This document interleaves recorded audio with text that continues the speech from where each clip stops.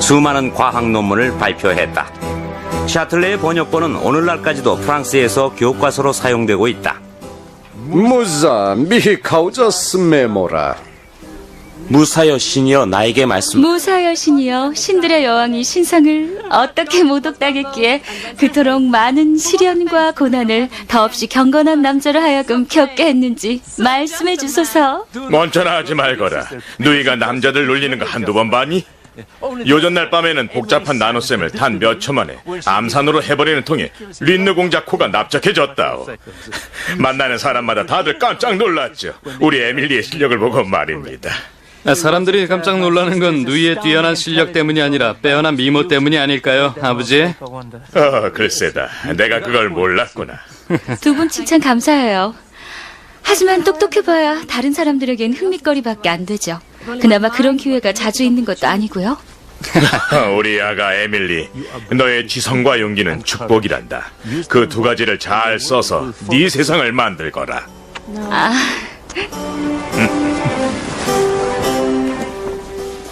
한마디로 그녀는 시대와 장소를 잘못 태어났다고 할 수 있죠. 철학뿐 아니라 과학이나 수학, 언어학에도 뛰어났는데 그러기에 여자라면 150년 뒤에나 누릴 수 있었던 자유를 요구합니다.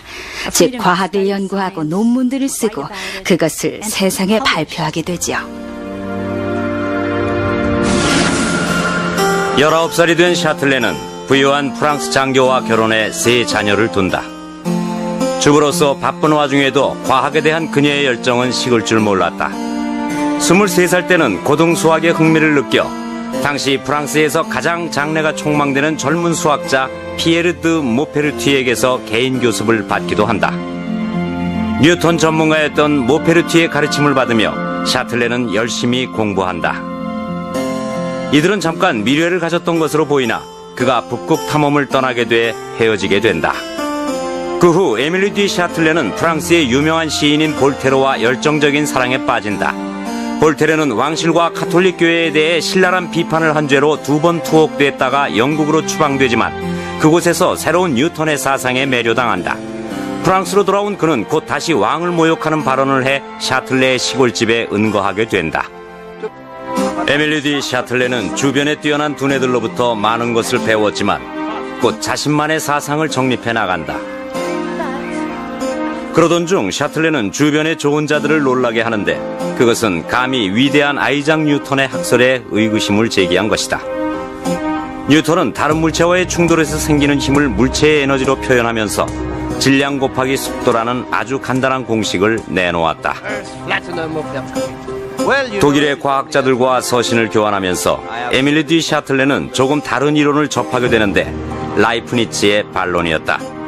라이프니츠는 움직이는 물체에는 내재된 힘 같은 것이 있다고 생각했고 그것을 라틴어로 비스 비바, 즉 활력이라고 불렀다.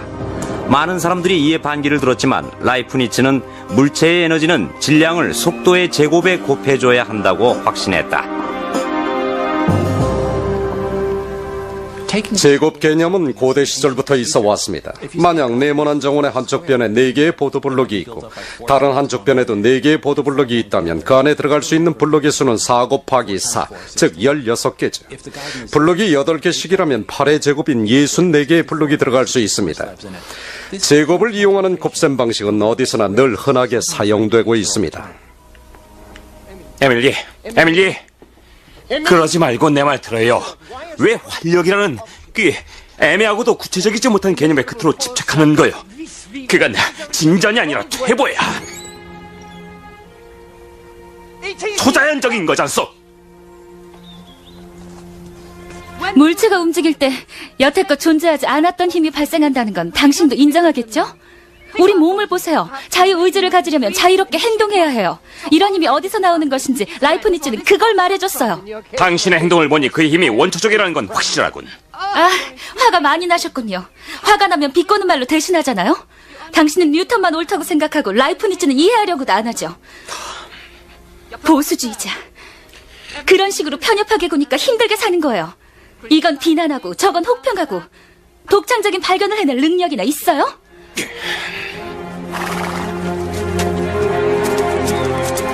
당신을 발견했잖아.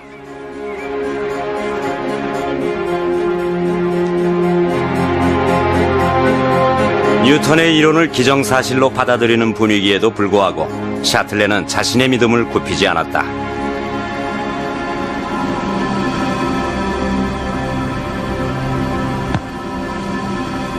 그러던 중 그녀는 자신의 관점을 입증해줄 네덜란드 과학자 빌렘 스흐라베산더의 실험 소식을 접하게 된다. 스흐라베산더가 진흙판에 노쇠공을 떨어뜨리는 실험을 했다는군요. 진흙에다 공을 떨어뜨리는 실험이라고. 그거 참 듣던 좀 기발하군. 뉴턴의 법칙이 맞다면 두 번째 공을 더 높은 곳에서 떨어뜨렸을 때 첫 번째 공이 박힌 깊이보다 2배 더 깊숙이 박혀야 해요. 그럼 신사분들, 우리 내기할까요? 뉴턴은 떨어지는 속도를 2배로 높이면 공이 박히는 깊이도 2배가 될 거라고 했죠. 하지만 라이프니츠는 속도를 제곱시켜야 된댔어요. 만약 그가 옳다면 공이 박히는 깊이는 2배가 아니라 4배가 되겠죠. 과연 누가 옳을까요? 여러분, 위대한 뉴턴경의 명성이 아주 조금씩 흔들리고 있는 것 같군요. 모페르트 경, 에밀리한테 속지 마시오. 그 네덜란드 과학자의 노쇠공에 무슨 숨은 힘이라도 있다는 게 말이 돼요. 보세요. 공이 박힌 깊이는 정확히 4배예요. 결국 라이프니츠의 설이 옳았던 거죠. 움직이는 물체의 에너지는 제곱 개념이 타당합니다. 차를 시속 30km로 몰다가 갑자기 세우면 어느 정도 미끄러지다가 멈추죠. 그런데 그보다 3배인 시속 90km로 달리다가 세운다면 미끄러지는 거리는 3배가 아닌 9배가 됩니다. 어이, 그렇군. 이제 보니 아주 틀린 얘기는 아니었군요. 그 수학 공식 좀 살펴봐야 하지 않을까요? 그건 이미 제가 다 해봤어요. 이 점에선 라이프니츠가 옳다고 확신해요. 그래서 제 책에다 이 문제에 관해 실으려고요. 정말이요? 섣부른 행동은 하지 마시오. 아카데미가 이 이론을 받아들일 거라는 생각은 하지 마시오. 그렇고 말고 우리 다 신중해야 돼요. 우리라고요? 전 지체할 수 없어요. 진리를 밝히는데 주저할 필요가 없죠. 1740년에 에밀리 디 샤틀레는 물리학에 관한 자신의 연구 결과를 발표했고 이것은 커다란 반향을 불러일으켰습니다. 볼타르는 그녀를 두고 여자라는 것이 유일한 단점인 대단한 사람이라고 했습니다. 그 시대에는 커다란 찬사였죠.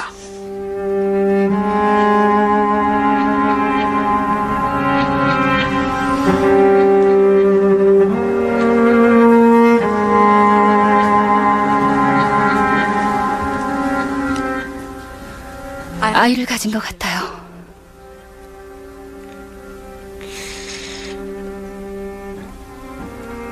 그게 정말이야. 틀림없어요. 한 2-3개월 됐어요. 전 두려워요. 두렵긴 두려워? 그러길래 왜?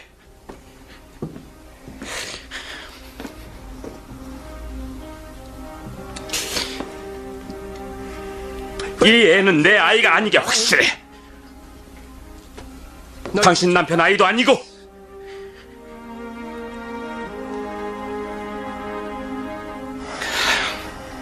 에밀리. 18세기의 43세 노산이 얼마나 위험한 일인지 에밀리 디 샤틀레는 누구보다 잘 알고 있었습니다. 그래서 임신 기간 내내 자신에게 닥칠 무서운 종말을 예감하고 있었죠.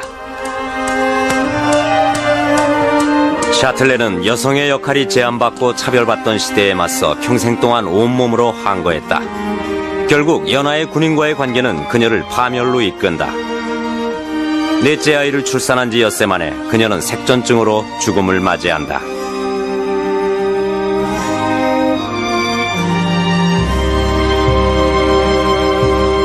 물체의 에너지에는 속도의 제곱이 작용한다는 에밀리 디 샤틀레의 신념은 학계의 커다란 논쟁거리가 됐다. 그리고 사후 100년 뒤에야 정식으로 인정받게 된다.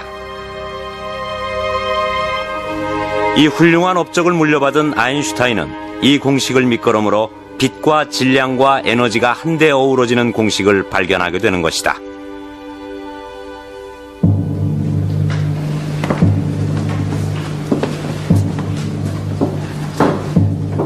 아인슈타인은 대학 졸업 후에도 계속 빛에 대해 탐구했다. 하지만 수많은 교수들의 미움을 사는 바람에 아무도 그에게 추천서를 써주지 않았다. 그렇지만 다행히도 급여가 낮은 스위스 특허 사무소에 취직하게 된다. 그는 밀레바 마리치와 결혼해 아이를 낳는다. 젊은 부부의 형편은 어려웠다. 하지만 아인슈타인은 그런 데 신경 쓰지 않았다. 아인슈타인, 오늘도 역시 바쁜가 보구만. 이보게, 아인슈타인, 잘 들어보게. 자네가 꽤 괜찮은 성과를 보여준 건 사실이야. 하지만 있잖아, 승진권은 기계공학에 대해 좀 더 숙달이 될 때까지 기다리는 게 더 좋겠다는 생각이래. 좀 미안하게 됐네. 어쨌든 다음번을 기약하세. 하지만 난 가정부를 둬서 학업을 마치고 싶다고요. 이러다가 논문 통과는 절대 못하겠어요. 진정해. 우리 귀여운 불평장이 다 잘 될 거예요. 기다려봐요. 어떻게 잘 된다는 거죠? 당신이 승진할 때까지 또 1년을 기다려야 하잖아요. 이리온, 괜찮아. 울지 마라, 우리 아가.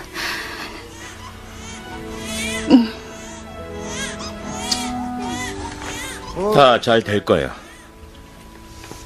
잘 될 거야. 두고 봐요. 아인슈타인은 좋은 사람이었지만 약간 이기적인 경향이 있었습니다. 자기 관심거리가 아닌 것은 신경 쓰지 않았죠. 주변 세상이 잘 돌아가면 된 거고 그렇지 않더라도 태평했습니다.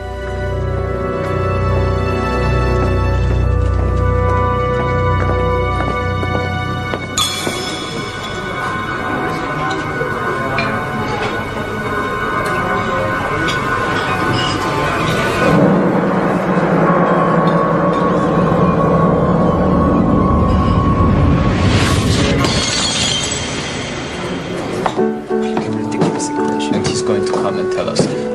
Wow. He's practicing.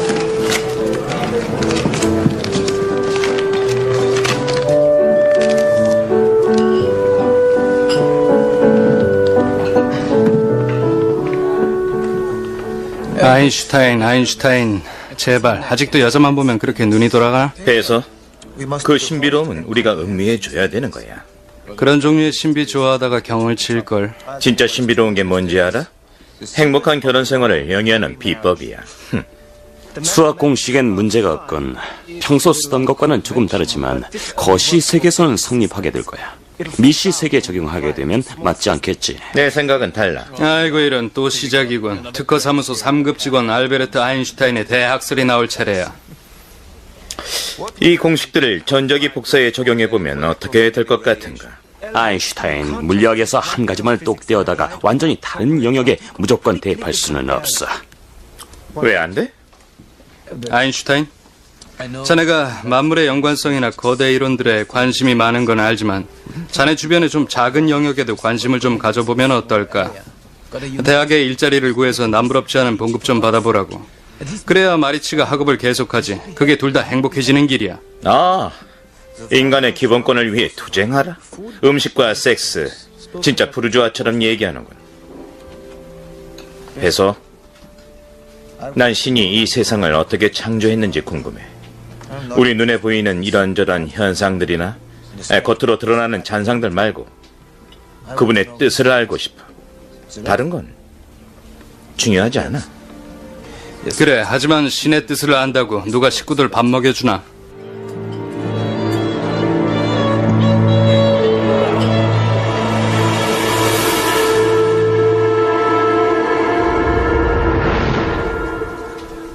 아인슈타인이 가장 절친했던 친구 미헬레 베스와 산책을 하던 바로 그날이었습니다.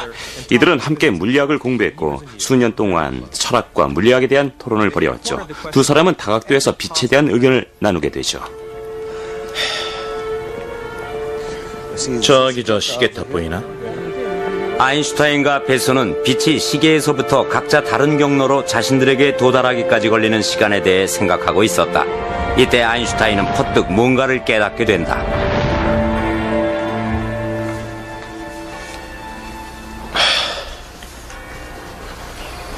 고마워. 고마워. 이제야 그 문제가 말끔히 해결됐어. 아인슈타인!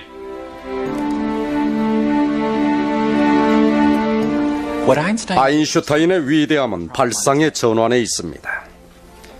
우리가 아무리 빠른 속도로 여행하더라도 빛은 우리로부터 초속 30만 킬로미터의 속도로 달아난다는 맥스웰의 이론을 다른 과학자들은 불가능하다고 여겼지만 아인슈타인은 사실로 받아들인 겁니다. 빛의 속도는 절대 불변이라는 걸 전제로 했죠. 그리고는 절대 불변인 광속에 맞추기 위해 우주 공간을 구부렸습니다. 그러기 위해서는 시간의 흐름을 늦춰야 한다는 것을 발견한 거죠.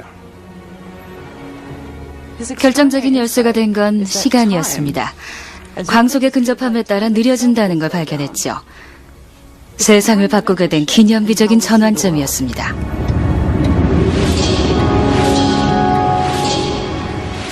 바로 그 순간, 시간이 느려진다는 위대한 통찰력을 발휘한 그 순간으로부터 아인슈타인에게서 본물 터지듯 새로운 아이디어가 쏟아져 나옵니다. 이전의 사람들은 시간이라는 것은 신의 손목시계와 같다고 생각했죠. 우주의 어느 곳에서든지 항상 일정하며 변하지 않는다고 생각했습니다. 하지만 아인슈타인은 신의 손목시계가 똑딱똑딱하는 것은 실제로는 찰칵찰칵하면서 전기가 자기로 또다시 전기로 바뀌어가는 것이라고 했습니다. 다시 말해 일정한 것은 빛의 속도라는 것입니다.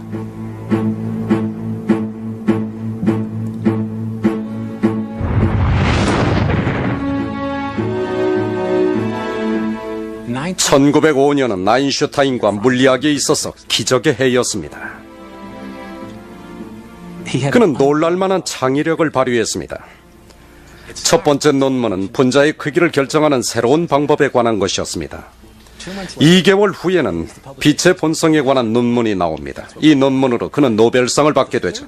한 달 뒤 열의 분자 운동론에 관한 세 번째 논문이 발표돼 원자의 존재에 대한 논쟁을 종결시킵니다. 6월 말에 발표된 네 번째 논문에서 아인슈타인은 빛과 시간과 공간에 대한 그의 이론을 발표했습니다. 이것이 특수상대성 이론입니다. 이 논문이 세상을 바꿔놓게 되죠.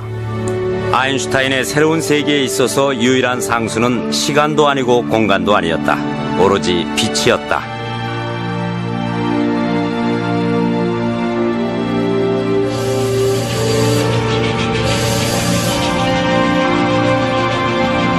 아인슈타인의 기적적인 한 해는 아직 끝나지 않았다.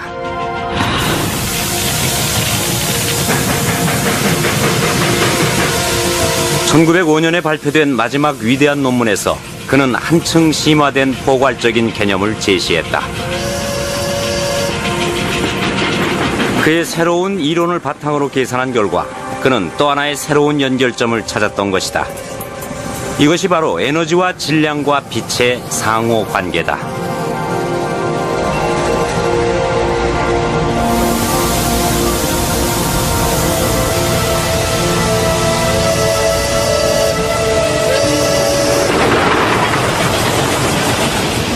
그는 광속이 우주 안에서의 속도의 한계점이라고 생각했습니다. 그보다 더 빠를 수는 없죠. 달리는 기차를 생각해 봅시다. 기차가 빛의 속도를 따라잡으려고 한다면 더 빨리 달리기 위해 더 많은 에너지를 쏟아부을 겁니다. 하지만 그래도 빛의 속도는 따라잡지 못합니다. 그렇다면 이 에너지는 다 어디로 갈까요? 어딘가로 가긴 가야죠. 놀랍게도 이것은 물체의 질량으로 변환되죠. 우리의 관점에서 본다면 기차가 점점 무거워지는 겁니다. 에너지가 질량으로 변한 거죠.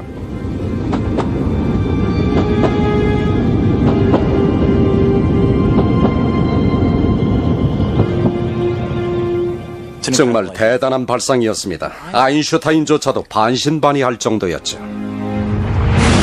과연 내가 에너지와 질량 간의 관계를 발견한 것 같소. 그렇다면 에너지와 질량은 절대적인 것이 아니에요. 별개의 것도 아니고 이 둘은 서로 상대방으로 변환될 수 있어.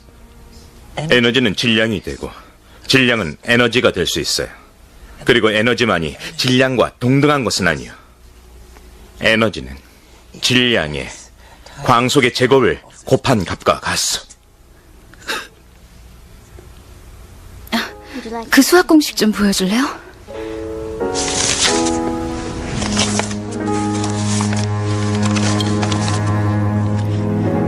아인슈타인은 1905년에 위대한 5번째 논문을 인쇄소로 보낸다. 총 3페이지에 걸쳐 그는 에너지와 질량은 광속의 제곱과 연관이 있다는 등식을 간단하게 적어 넣었다. E는 mc 제곱.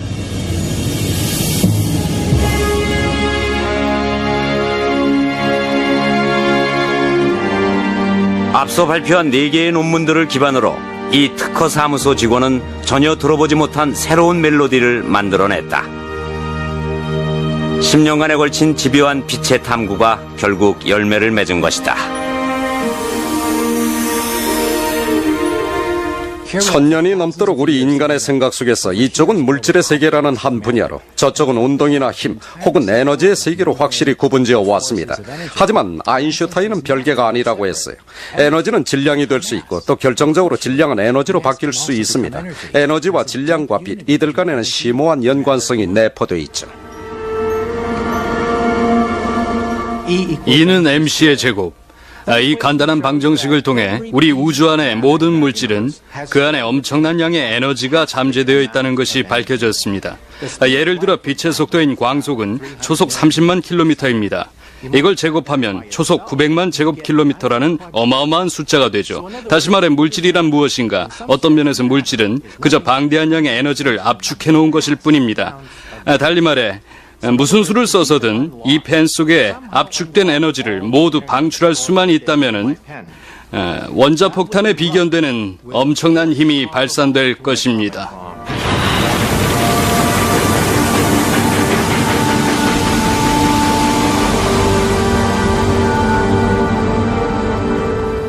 (1905년) 아인슈타인의 5번째 논문 발표 이후로 물질과 에너지에 대한 물리학자들의 논쟁은 끝났습니다. 이제 이 둘은 같은 것으로 간주되죠.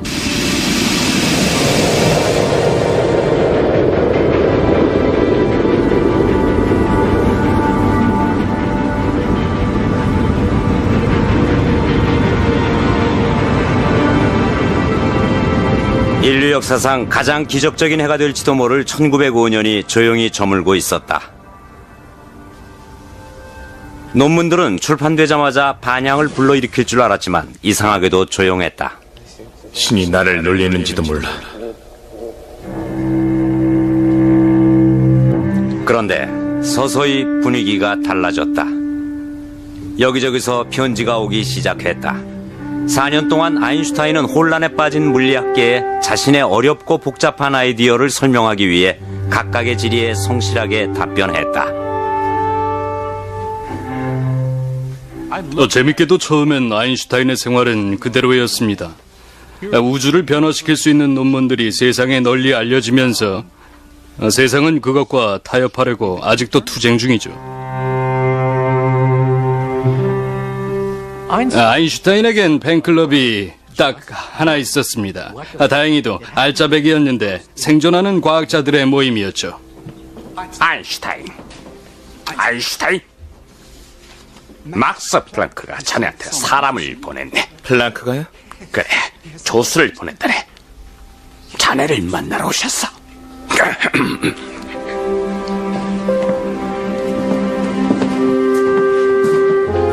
막스 플랑크는 세계에서 네로라 하는 물리학자들에게 아인슈타인을 인정하도록 독려했다. 4년 후 아인슈타인은 취리 공과대학의 물리학과 교수로 임용된다. 그때부터 그는 출세 가도를 달린다. 베를린 대학 물리학과 교수가 되어 세계적인 명성을 얻고 이름도 널리 알려진다. 그는 이제 현대 물리학의 아버지로 자리매김했다.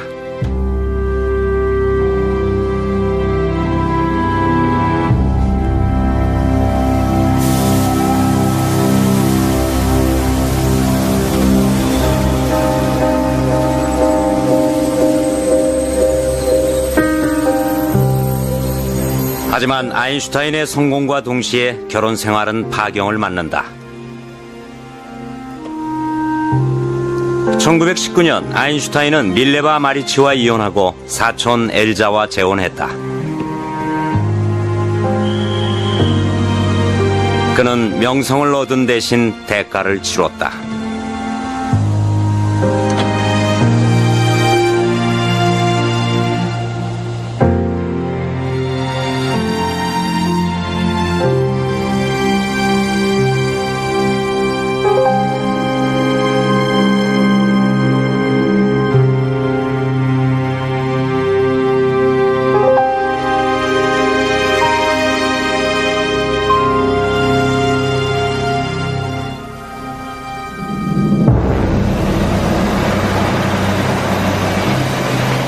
이는 MC 제곱은 과학계의 성배가 됐다.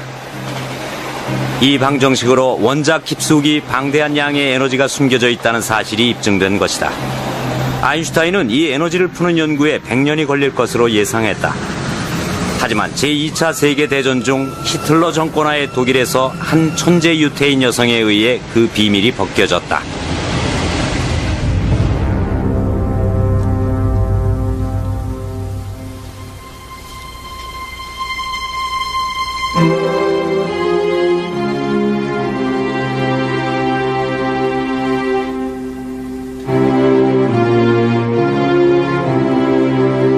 스물여덟 살의 오스트리아 출신 리제 마이트너는 몹시 수줍음을 많이 탔다. 하지만 이러한 성격을 무릅쓰고 이 젊은 물리학 박사는 새로운 방사능 분야의 연구를 위해 베를린에 입성한다. 불행히도 1907년 당시 독일의 대학들은 여성 졸업자들의 채용을 꺼렸다.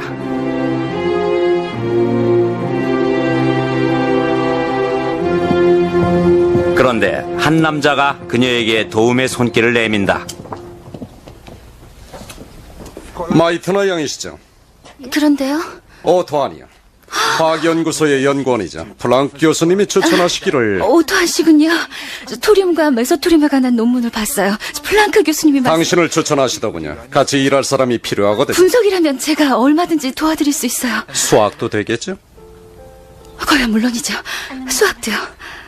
방사성 원자 연구엔 화학과 물리학의 협력이 점점 절실히 대두되고 있습니다. 그렇고 말고요. 그럼 연구실을 부탁해 놓겠습니다. 좋아요. 곧 또 만납시다. 리제 마이트너는 세계의 역사를 돌이킬 수 없는 방향으로 돌려놓게 될 흐름에 막 한 발을 들여놓은 것이다.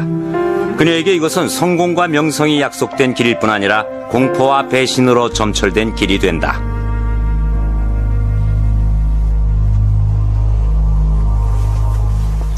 이 당시에는 원자에 대해 알려진 게 많지 않았습니다. 처음에는 세포계의 축소판 같은 것으로 생각했죠. 중앙에 단단한 핵이 있고 행성이 태양의 주위를 돌듯 전자가 핵 주위를 돈다고요. 시간이 지나자 핵은 하나의 덩어리가 아니라 양성자와 중성자라는 각각의 입자들로 구성되어 있다는 학설이 제기되었습니다. 하지만 당시에도 방사성 금속으로 불리우는 라듐, 우라늄 같은 것은 핵 자체가 불안정해서 에너지와 입자들을 누출할 수 있다고 봤죠. 아마도 이것이 핵의 질량이 에너지로 변한다는 이는 MC제곱의 선례가 아닐까요?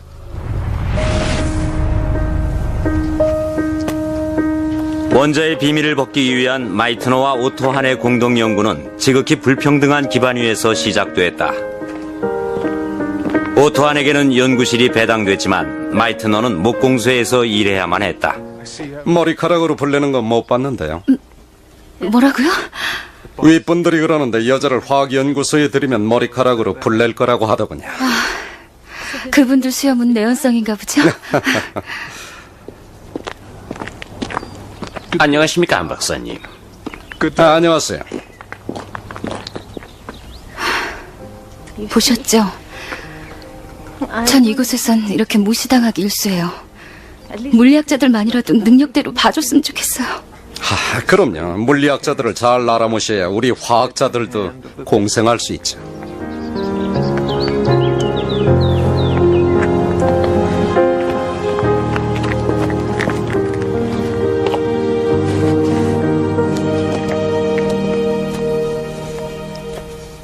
세월이 흐르면서 마이트너의 수줍은 성격도 차츰 나아졌습니다.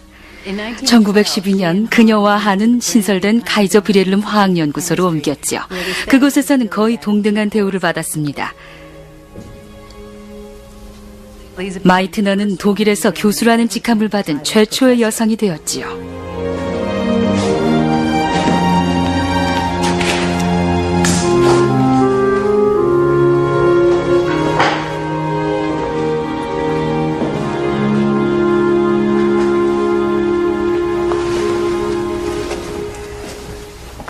마이트너 양.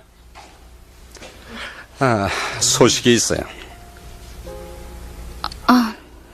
내가 전에 말했던 미대생 기억나요?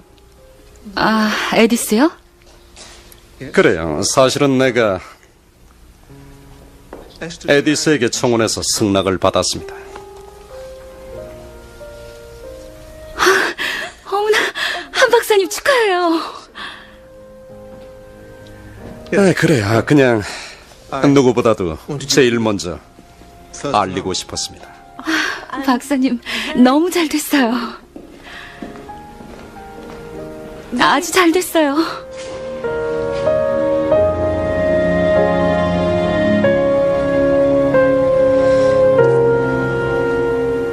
리제 마이트너는 심성이 고운 사람이었습니다. 그래서 친구도 많았지만 오토한과는 특별히 가까운 사이로 남길 원했을 겁니다. 하지만 끝까지 독신으로 살았던 그녀에겐 물리학이 첫사랑이자 모든 열정이었던 것 같습니다. 1920년대와 30년대는 핵 연구의 황금기였다. 당시 가장 많이 알려진 핵은 238개의 양성자와 중성자를 가진 우라늄 원자 핵이었다. 마이트너와 오토하는 중성자를 더 추가하면 더 큰 핵을 만들 수 있는지에 대한 연구를 주도하고 있었다. 자, 원자예요. 많이 봤죠? 중심에는 핵이 있고 전자가 주위를 돌고 있어요.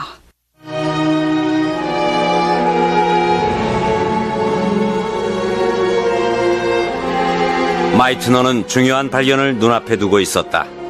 그런데 1930년대 독일은 세계 인류 과학자에게도 안전지대는 아니었다. 유태인 때문에 연구소가 위험해요.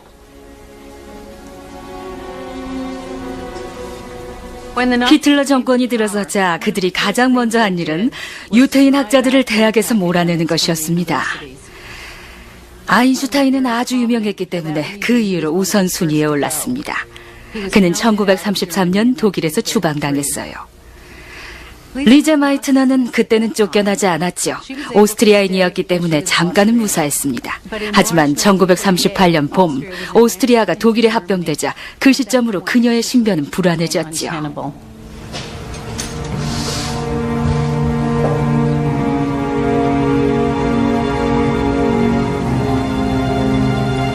뭡니까? 무서운 소식이에요. 무슨 일인데요? 크루테스가 내가 추방당할 거라고 떠들고 다닌대요. 사실은 알고 있었어요. 오늘 들었어. 당신에게 말하기 전에 호럴라인을 찾아가 보려고 했어요.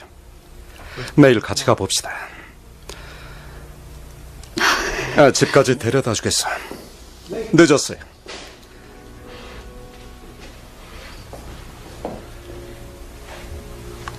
어서 갑시다. 마이트너의 불안감은 견딜 수 없을 정도였다. 나치에 반대하는 걸로 유명한 한은 적어도 처음에는 그녀를 보호하려고 최선을 다했다. 마이트너에 관해 얘기 좀 해. 지금은 안 돼. 좀 바쁘. 지켜줘야죠. 어떻게? 우리가 무슨 수로? 상황은 있는 그대로요. 무슨 일이 일어날지 누가 알아? 그냥 놔둘 수는 없어. 이 상태로는 안 돼요. 마이트너에겐 비자나 유효한 여권조차도 없어요. 곧 출국 금지를 받을 겁니다. 유태인을 묵인할 수는 없어. 저 여자 때문에 연구소가 문을 닫을 수는 없지 않소.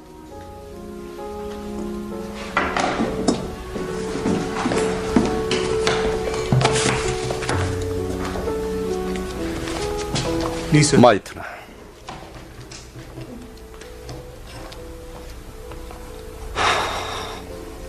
호를라인이 떠나라고 했어요. 어떻게 내쫓을 수가 있어?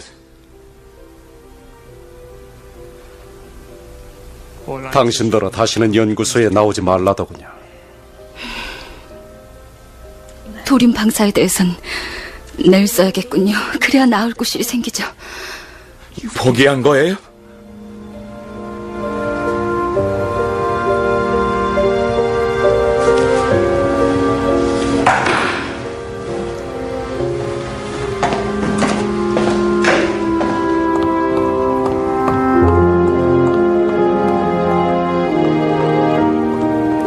마이트너가 내쫓기고 체포당할 거라는 사실이 분명해지자 유럽 도처의 물리학자들이 그녀에게 회의 초대장을 보낸다.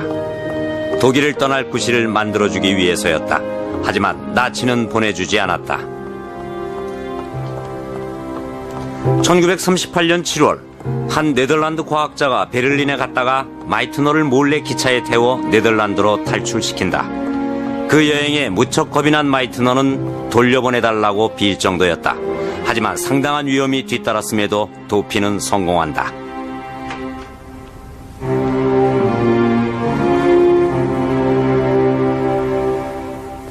그녀는 모든 것을 잃었어요. 집과 직업과 책과 봉급과 연금과 심지어 모국어마저 빼앗겼죠.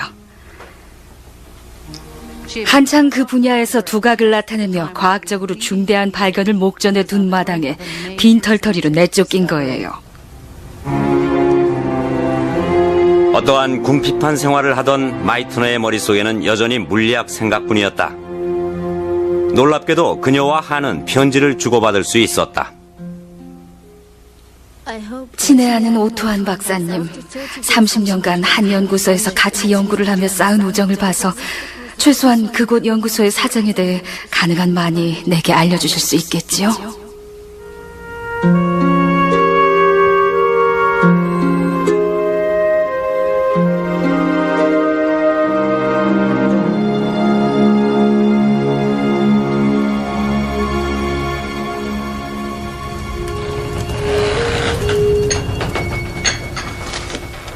마이트너는 옛 제자의 초청으로 크리스마스를 보내기 위해 스웨덴의 서부 해안가로 여행을 떠납니다. 그리고 같은 물리학자인 조카 오토 프리시도 그곳에 초대를 받아오죠. 이모? 이모? 이모? 그동안 안녕하셨어요? 메리 크리스마스, 이모? 나 좀 도와다오. 같이 나가자. 오히려 내가 도와달랄 참인데?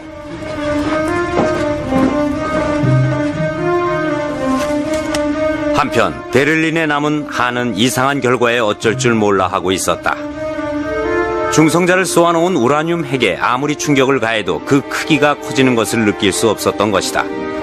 오히려 이 실험은 더 작은 원자인 라듐에 오염된 것처럼 보였다.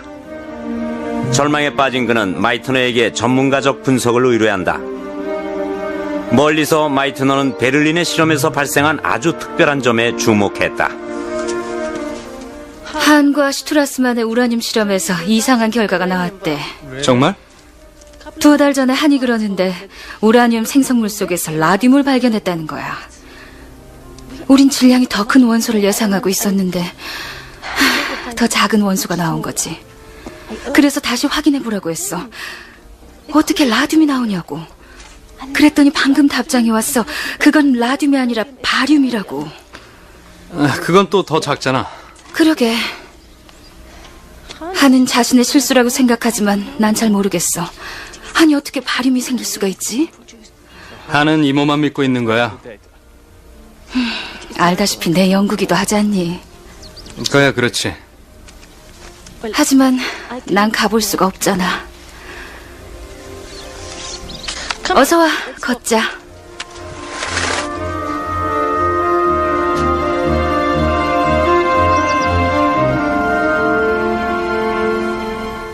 한이 실수를 하고 있는 거 아니야? 이모가 시킨 대로 하지 않았나 봐. 아이고, 무슨 소리야. 한이 뛰어난 이론가는 못 되더라도 훌륭한 화학자니까 일을 망치지는 않을 거야.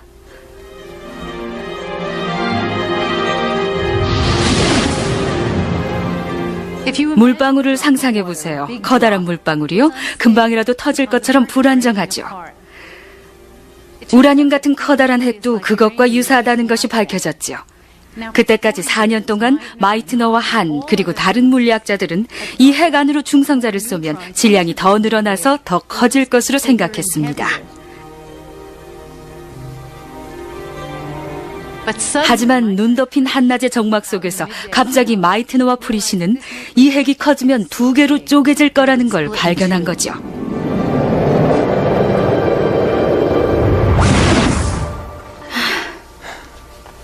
그래, 핵이 너무 크면 입자들의 상태가 불안정하니까 만약에 핵과 중성자가 살짝 충돌하기만 해도 핵은... 그래, 그거야. 하지만 핵이 쪼개진다면 그 파편들은 막대한 에너지를 발산하며 날아가게 될 거야. 그 에너지는 어디서부터 나오는 걸까? 그 에너지의 양은 얼마지? 2개의 핵 사이의 상호 반발작용이 2억 전자볼트를 생성해낸다는 건 알고 있는 사실이야. 하지만 그만한 에너지원이 어디서 나오냐고. 잠깐, 내가 여기다 나눠볼게.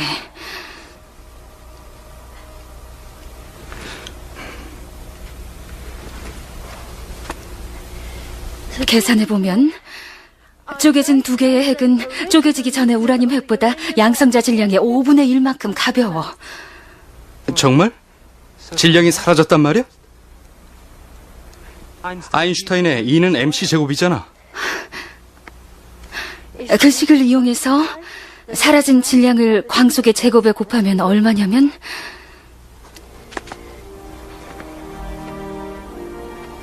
2억 전자볼트가 나와. 한이 원자를 분열했어. 무슨 소리야? 핵 분열을 해낸 건 이모야.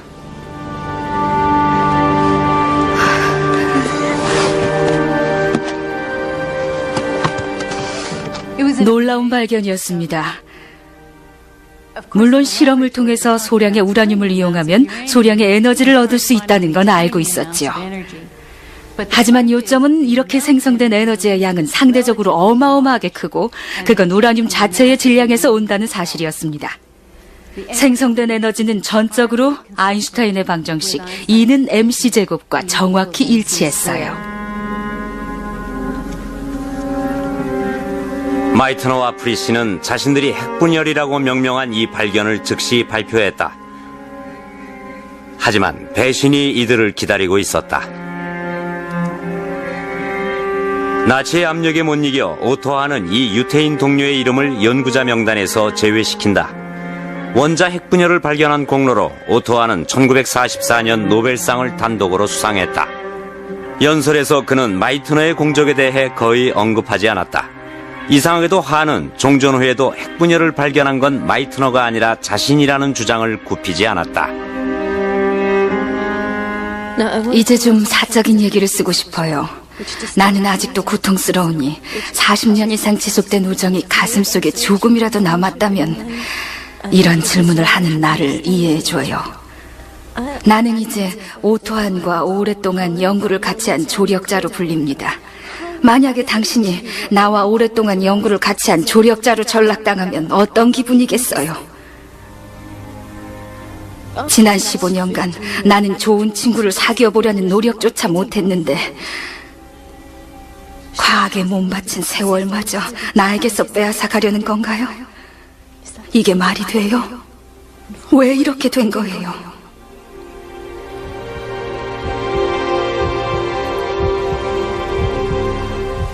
마이트너는 이 연구에 30년간 매달렸습니다. 그녀는 한 줌의 원자를 분열한 것뿐이지만 그것으로 충분했습니다. 일단 병을 깨뜨렸으니 호리병 속의 요정은 밖으로 나온 거죠. 일단 마이트너가 뚜껑을 열자 세계 각국의 물리학자들은 핵분열 연구에 박차를 가했습니다. 1942년 원자폭탄 개발 계획이 시작됐다. 맨해튼 프로젝트라는 암호명 아래 미국 전역에 비밀기지들이 세워졌다.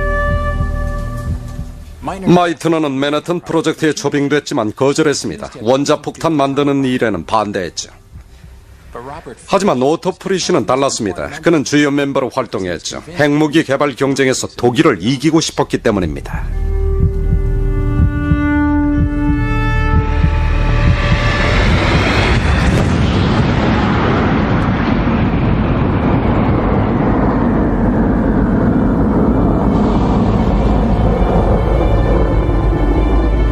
폭탄이 독일에 쓰이진 않았지만 히로시마와 나가사키에 투하된 원자폭탄은 이는 MC제곱의 무서운 파괴력을 과시했다.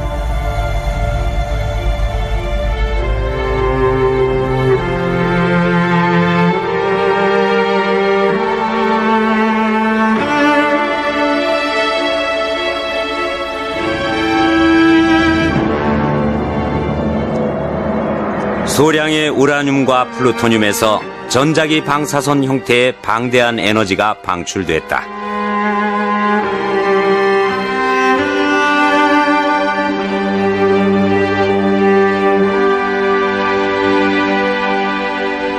세계에서 가장 뛰어난 천재 과학자들의 순수한 탐구심이 아이러니컬하게도 인류를 짓밟는 거대한 파괴력의 무기 생산으로 이어진 것이다.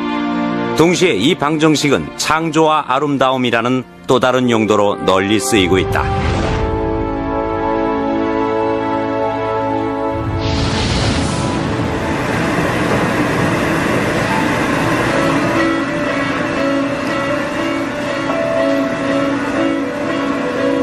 오늘날 젊은 물리학자들은 아인슈타인의 탐구심을 이어가고 있다. 이는 MC제곱이 탄생한 이래 이 방정식은 시간의 깊이와 우리는 어디서 왔는가라는 가장 근본적인 질문의 해답을 찾는 열쇠로 사용되어 왔다.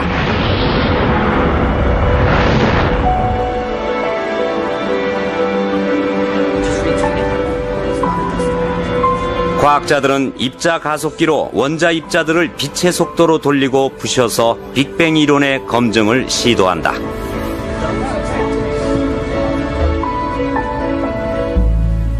이는 MC제곱은 사실 우주의 탄생까지도 설명해 줍니다.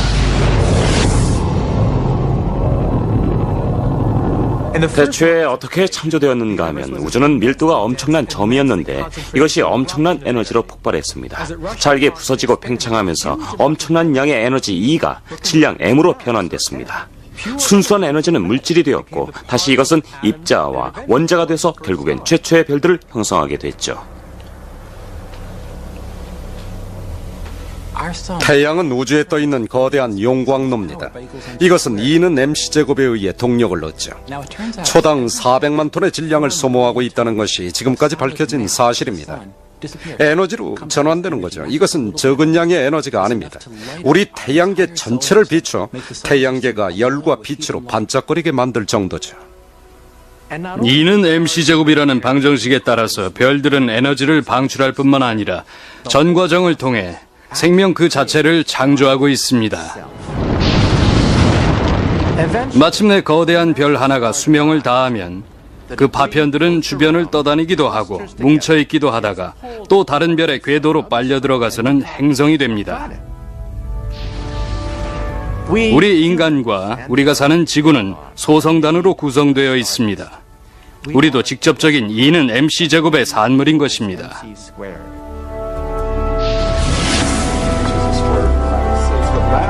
이전 세대의 과학자들이 쌓아놓은 업적 위에서 새 세대는 해답을 모색한다. 거의 광속에 미치는 새로운 도구를 사용하면서 그들은 이제 선조들이 상상조차 하지 못했던 질문들을 쏟아놓는다.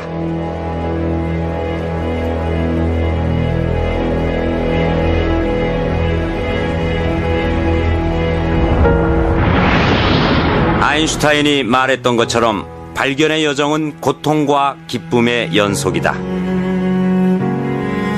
그리고 인간의 호기심이란 과거에도 현재에도 또 미래에도 절대로 퇴색되지 않을 것이다.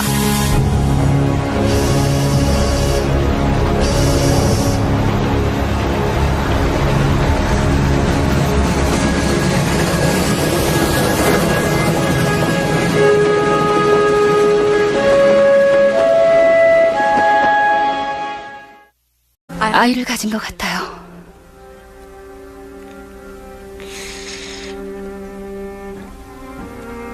그게 정말이야? 틀림없어요. 한 2, 3개월 됐어요. 전 두려워요. 두렵긴 두려워? 그러길래 왜?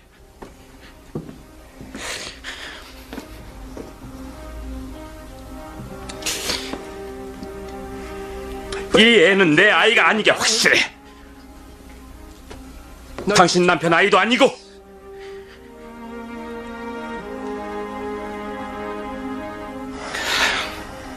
에밀리. 18세기의 43세 노산이 얼마나 위험한 일인지 에밀리 듀샤틀레는 누구보다 잘 알고 있었습니다. 그래서 임신 기간 내내 자신에게 닥칠 무서운 종말을 예감하고 있었죠. 샤틀레는 여성의 역할이 제한받고 차별받던 시대에 맞서 평생 동안 온몸으로 항거했다. 결국 연하의 군인과의 관계는 그녀를 파멸로 이끈다. 넷째 아이를 출산한 지 엿새 만에 그녀는 색전증으로 죽음을 맞이한다.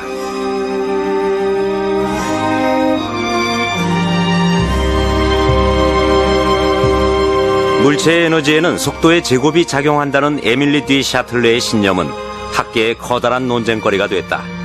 그리고 사후 100년 뒤에야 정식으로 인정받게 된다. 이 훌륭한 업적을 물려받은 아인슈타인은 이 공식을 밑거름으로 빛과 질량과 에너지가 한데 어우러지는 공식을 발견하게 되는 것이다.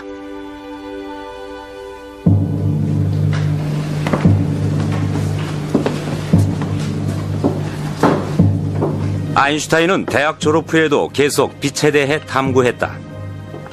하지만 수많은 교수들의 미움을 사는 바람에 아무도 그에게 추천서를 써주지 않았다.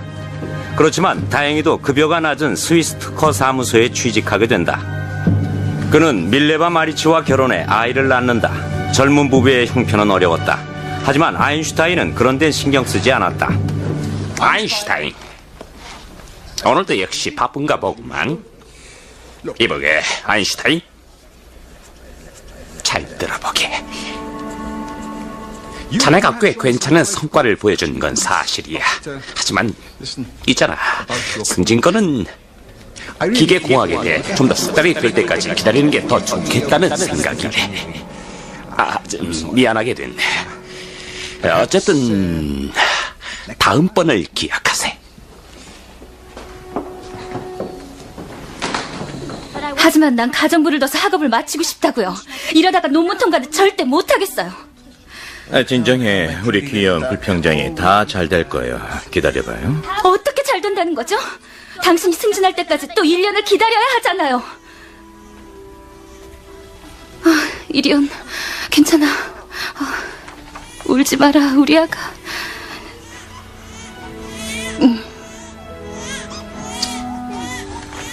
다 잘 될 거예요. 잘 될 거야. 두고 봐요.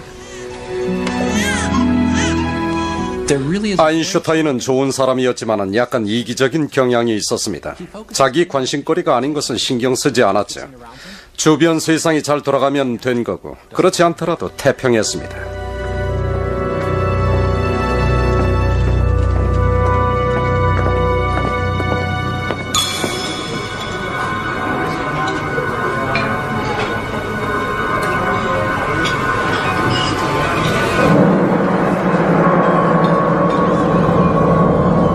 하는 거요.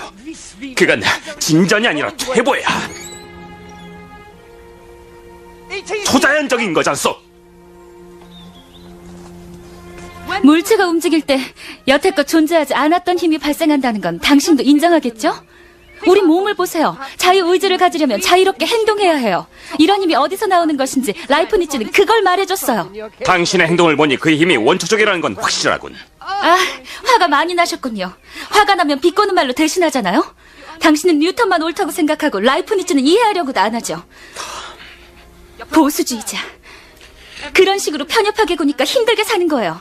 이건 비난하고 저건 혹평하고 독창적인 발견을 해낼 능력이나 있어요?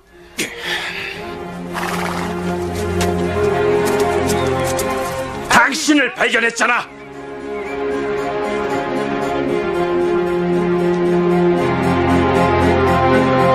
뉴턴의 이론을 기정사실로 받아들이는 분위기에도 불구하고 샤틀레는 자신의 믿음을 굽히지 않았다.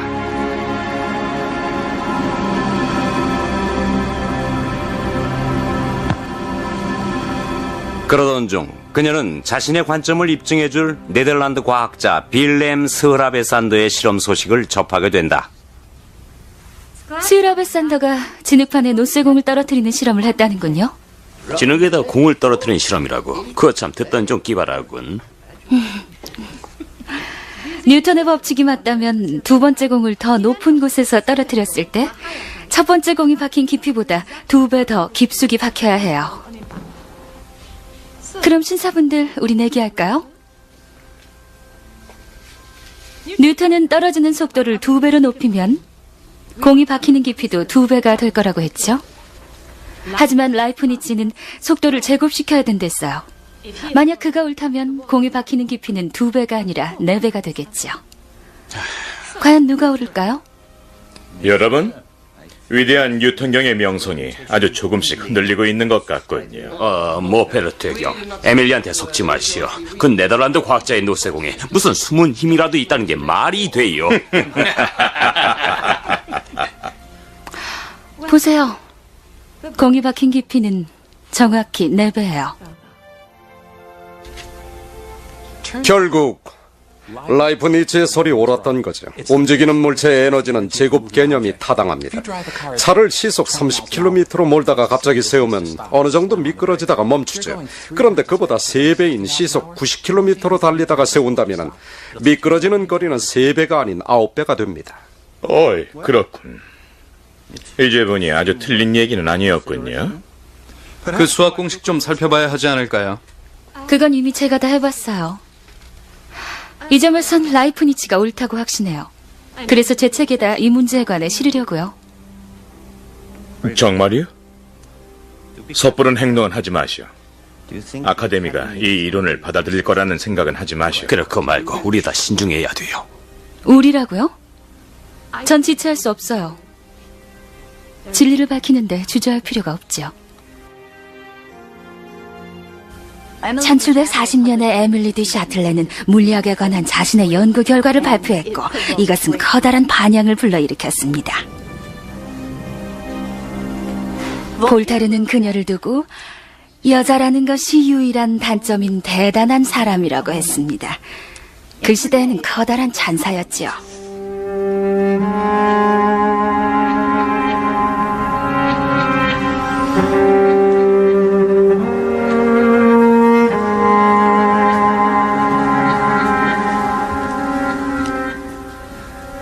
수많은 과학 논문을 발표했다. 샤틀레의 번역본은 오늘날까지도 프랑스에서 교과서로 사용되고 있다. 무자 미히카우저스 메모라.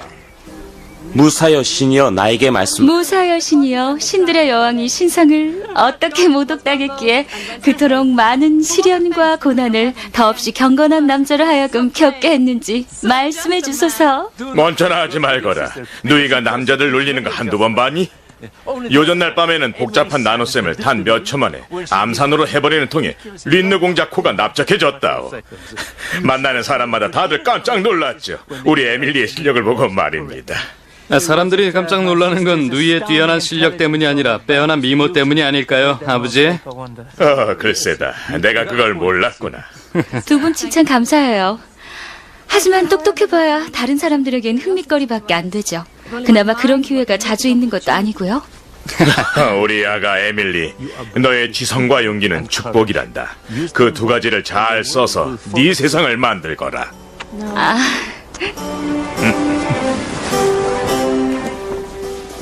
한마디로 그녀는 시대와 장소를 잘못 태어났다고 할 수 있죠. 철학뿐 아니라 과학이나 수학, 언어학에도 뛰어났는데 그러기에 여자라면 150년 뒤에나 누릴 수 있었던 자유를 요구합니다. 즉 과학을 연구하고 논문들을 쓰고 그것을 세상에 발표하게 되죠. 19살이 된 샤틀레는 부유한 프랑스 장교와 결혼해 3 자녀를 둔다. 주부로서 바쁜 와중에도 과학에 대한 그녀의 열정은 식을 줄 몰랐다. 23살 때는 고등 수학에 흥미를 느껴 당시 프랑스에서 가장 장래가 촉망되는 젊은 수학자 피에르 드 모페르튀에게서 개인 교습을 받기도 한다. 뉴턴 전문가였던 모페르튀의 가르침을 받으며 샤틀레는 열심히 공부한다. 이들은 잠깐 미래를 가졌던 것으로 보이나 그가 북극 탐험을 떠나게 돼 헤어지게 된다. 그 후 에밀리 디 샤틀레는 프랑스의 유명한 시인인 볼테르와 열정적인 사랑에 빠진다. 볼테르는 왕실과 카톨릭 교회에 대해 신랄한 비판을 한 죄로 2번 투옥됐다가 영국으로 추방되지만 그곳에서 새로운 뉴턴의 사상에 매료당한다. 프랑스로 돌아온 그는 곧 다시 왕을 모욕하는 발언을 해 샤틀레의 시골집에 은거하게 된다. 에밀리 디 샤틀레는 주변에 뛰어난 두뇌들로부터 많은 것을 배웠지만 곧 자신만의 사상을 정립해 나간다. 그러던 중 샤틀레는 주변의 좋은 자들을 놀라게 하는데 그것은 감히 위대한 아이작 뉴턴의 학설에 의구심을 제기한 것이다. 뉴턴은 다른 물체와의 충돌에서 생기는 힘을 물체의 에너지로 표현하면서 질량 곱하기 속도라는 아주 간단한 공식을 내놓았다. 독일의 과학자들과 서신을 교환하면서 에밀리 디 샤틀레는 조금 다른 이론을 접하게 되는데 라이프니츠의 반론이었다. 라이프니츠는 움직이는 물체에는 내재된 힘 같은 것이 있다고 생각했고 그것을 라틴어로 비스 비바, 즉 활력이라고 불렀다. 많은 사람들이 이에 반기를 들었지만 라이프니츠는 물체의 에너지는 질량을 속도의 제곱에 곱해줘야 한다고 확신했다. 제곱 개념은 고대 시절부터 있어 왔습니다. 만약 네모난 정원의 한쪽 변에 4개의 보도블록이 있고 다른 한쪽 변에도 4개의 보도블록이 있다면 그 안에 들어갈 수 있는 블록의 수는 4 곱하기 4, 즉 16개죠. 블록이 8개씩이라면 8의 제곱인 64개의 블록이 들어갈 수 있습니다. 제곱을 이용하는 곱셈 방식은 어디서나 늘 흔하게 사용되고 있습니다. 에밀리, 그러지 말고 내 말 들어요. 왜 활력이라는 그 애매하고도 구체적이지 못한 개념의 끝으로 집착한...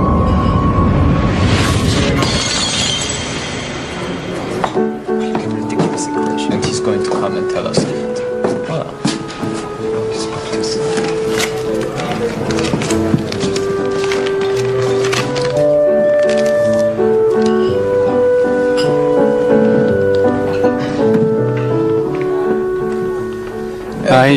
아인슈타인, 제발 아직도 여자만 보면 그렇게 눈이 돌아가? 해서 그 신비로움은 우리가 음미해 줘야 되는 거야. 그런 종류의 신비 좋아하다가 경을 칠걸. 진짜 신비로운 게 뭔지 알아? 행복한 결혼 생활을 영위하는 비법이야. 수학 공식엔 문제가 없건 평소 쓰던 것과는 조금 다르지만 거시 세계에서는 성립하게 될 거야. 미시 세계에 적용하게 되면 맞지 않겠지. 내 생각은 달라. 아이고 이런 또 시작이군. 특허사무소 3급 직원 알베르트 아인슈타인의 대학설이 나올 차례야. 이 공식들을 전자기 복사에 적용해보면 어떻게 될 것 같은가? 아인슈타인, 물리학에서 한 가지만 똑 떼어다가 완전히 다른 영역에 무조건 대입할 수는 없어. 왜 안 돼? 아인슈타인, 자네가 만물의 연관성이나 거대 이론들에 관심이 많은 건 알지만 자네 주변에 좀 작은 영역에도 관심을 좀 가져보면 어떨까? 대학에 일자리를 구해서 남부럽지 않은 봉급 좀 받아보라고. 그래야 마리치가 학업을 계속하지. 그게 둘 다 행복해지는 길이야. 아, 인간의 기본권을 위해 투쟁하라? 음식과 섹스, 진짜 부르주아처럼 얘기하는군. 해서 난 신이 이 세상을 어떻게 창조했는지 궁금해. 우리 눈에 보이는 이런저런 현상들이나 겉으로 드러나는 잔상들 말고 그분의 뜻을 알고 싶어. 다른 건 중요하지 않아. 그래, 하지만 신의 뜻을 안다고 누가 식구들 밥 먹여주나?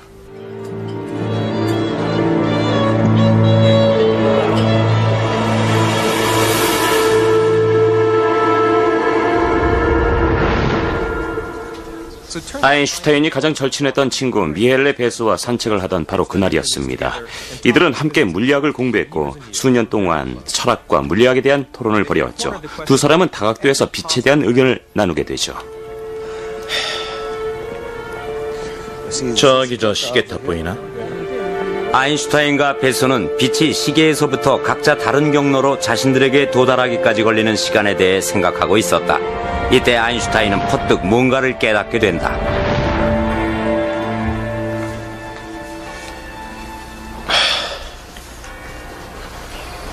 고마워. 이제야 그 문제가 말끔히 해결됐어. 아인슈타인!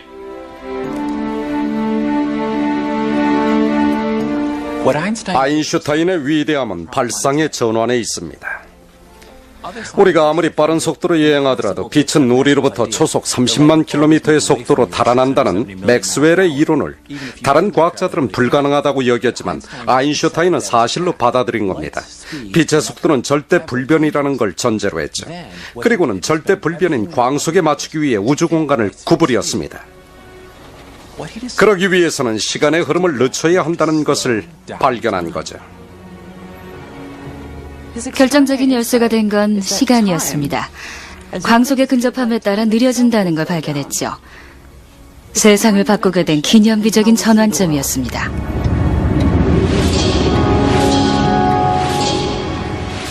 바로 그 순간, 시간이 느려진다는 위대한 통찰력을 발휘한 그 순간으로부터 아인슈타인에게서 본물 터지듯 새로운 아이디어가 쏟아져 나옵니다. 이전의 사람들은 시간이라는 것은 신의 손목시계와 같다고 생각했죠. 우주의 어느 곳에서든지 항상 일정하며 변하지 않는다고 생각했습니다.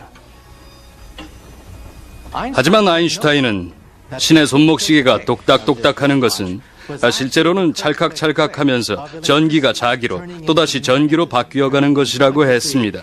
다시 말해 일정한 것은 빛의 속도라는 것입니다.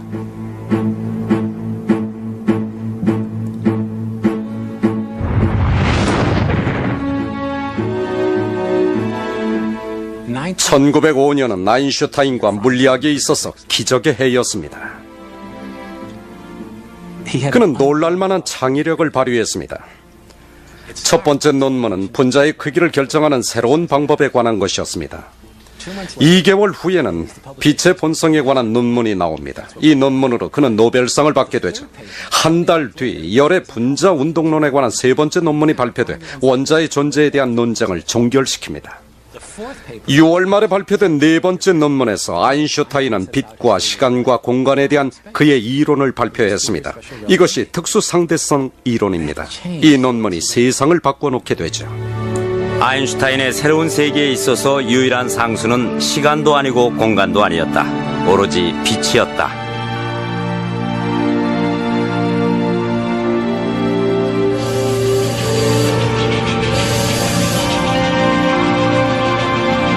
아인슈타인의 기적적인 한 해는 아직 끝나지 않았다.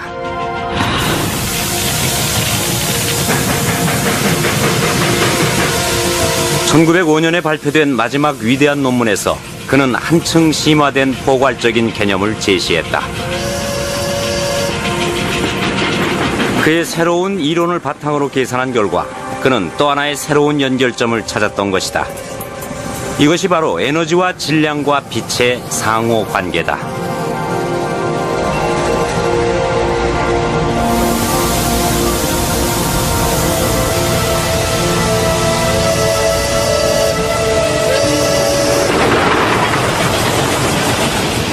그는 광속이 우주 안에서의 속도의 한계점이라고 생각했습니다. 그보다 더 빠를 수는 없죠. 달리는 기차를 생각해 봅시다. 기차가 빛의 속도를 따라잡으려고 한다면 더 빨리 달리기 위해 더 많은 에너지를 쏟아부을 겁니다. 하지만 그래도 빛의 속도는 따라잡지 못합니다. 그렇다면 이 에너지는 다 어디로 갈까요? 어딘가로 가긴 가야죠. 놀랍게도 이것은 물체의 질량으로 변환되죠. 우리의 관점에서 본다면 기차가 점점 무거워지는 겁니다. 에너지가 질량으로 변한 거죠.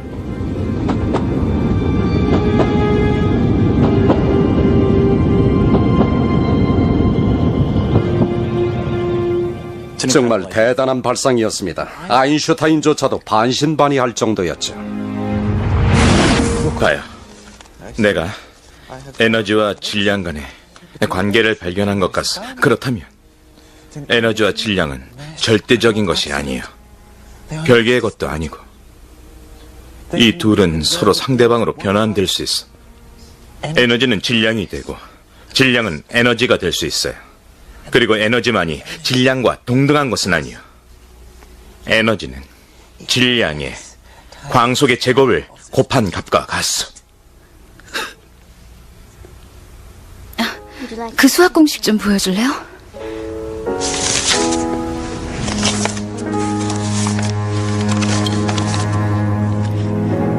아인슈타인은 1905년에 위대한 다섯